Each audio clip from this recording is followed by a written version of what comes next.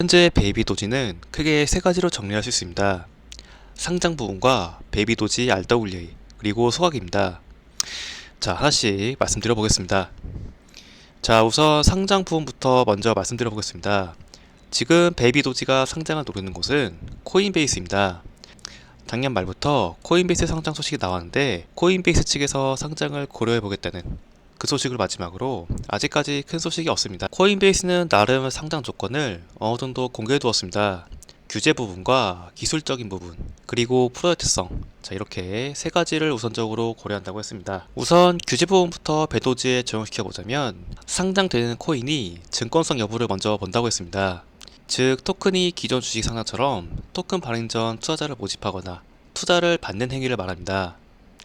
증권의 경우 하위 테스트라는 항목이 있는데 이 부분이 충족돼야지만 증권으로 분류될 수 있고 주식 상장이 가능해집니다. 이 하위 테스트를 크립토에도 적용시켜서 증권처럼 분류하는 게 지금의 규제 내용입니다. 작년까지 SEC를 이끌었던 게리 겐슬러가 이 부분을 주장해왔지만 지금은 사임하면서 토큰 내 증권성 여부는 규제 부분에서 크게 논의되지 않을 것으로 보고 있습니다. 따라서 배도지가 규제 부분에 막혀서 상장이 안 되는 시나리오는 나오지 않을 것으로 보고 있습니다. 자, 두 번째는 기술적인 부분입니다.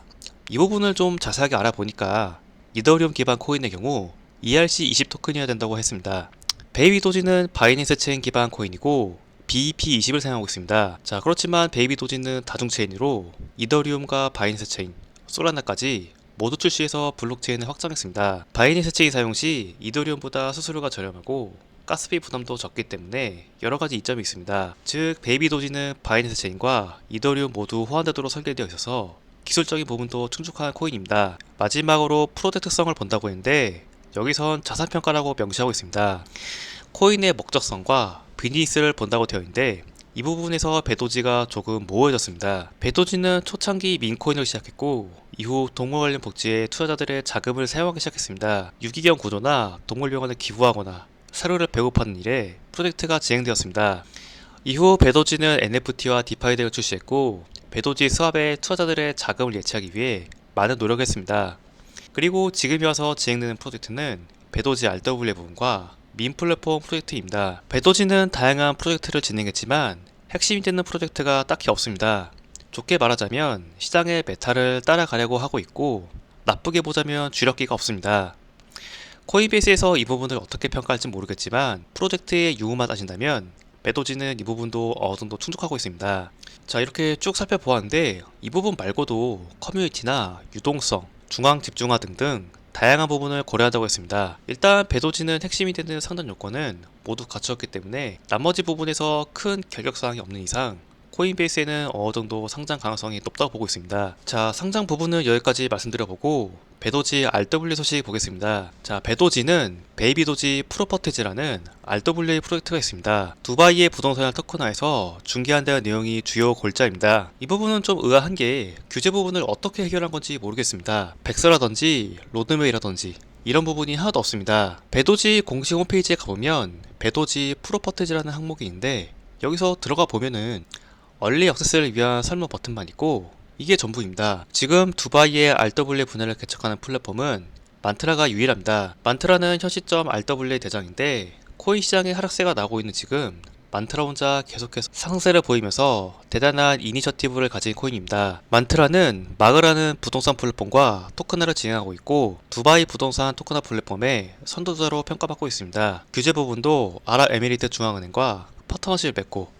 계속해서 주요를 나가고 있는 상황입니다. 배도지는 이렇게 쟁쟁하다 못해 초메이저 재단과 경쟁을 해야 한다는 건데 어떻게 풀어갈지 모르겠습니다. 배도지 프로퍼티즈는 정보가 워낙 없어서 이건 정말로 어느 정도 출시에 대한 가닥이 잡히면 그때 내용이 확인될 것 같습니다. 마지막으로 소각 부분입니다. 배도지는 패시브 소각과 매뉴얼 소각 두 가지로 나눌 수 있습니다. 패시브 소각은 자동 소각을 말하는데 최근에 출시한 퍼피펀과 배도지 브릿지에 사용되는 수수료가 소각에 사용되고 있습니다. 아쉬운 점은 패시브 소각이 그렇게 크지 않다는 점입니다. 보시면 소각은 정기적으로 진행되고 있지만 소각되는 수량 부분이 크지 않습니다. 퍼피펀 출시 이후 소각량이 그래도 늘긴 했지만 이후 이용률이 떨어지자 소각량도 떨어지게 되었습니다. 배도지가 작년 하반기부터 크게 밀던 프로젝트였는데 초반에만 반짝하고 유저들의 관심이 이제는 떨어진 것 같습니다. 지금은 많이 아쉬운 부분인데 배도지의 사용처 늘려서 소확에 사용될 수 있게 해줬으면 좋겠습니다. 가격 부분 말씀드리면서 영상 마무리 보겠습니다. 배도지는 지난번 영상에서 말씀드렸듯 우선 바닥을 다녀와야 합니다. 배도지의 가격은 재단이 관리 중이기 때문에 어느 정도 코인이 오를 수 있는 기회가 왔을 때 물량 정리가 필수입니다. 바닥에서 물량을 모으고 상승할 때 상장에 대한 찌라시나 다른 재료가 배도지에서 나올 수 있습니다. 일단 지금 가격대에선 크게 대응할 부분은 없고 작년 9월 가격대까지 가격이 밀리고 나서 바닥으로 갈지 아니면 방향을 돌릴지 이 부분을 보셔야겠습니다. 자, 이번 영상은 여기서 마무리해 보겠습니다. 영상 하단 더보기 눌러보시면 저희 리온거래소 수수료 할인 링크 있습니다. 신규 가입 적용된 혜택이니까요. 꼭 혜택 받고 이용해 보시길 바랍니다. 자, 저는 더 좋은 내용으로 다음 영상에서 돌아오도록 하겠습니다. 감사합니다.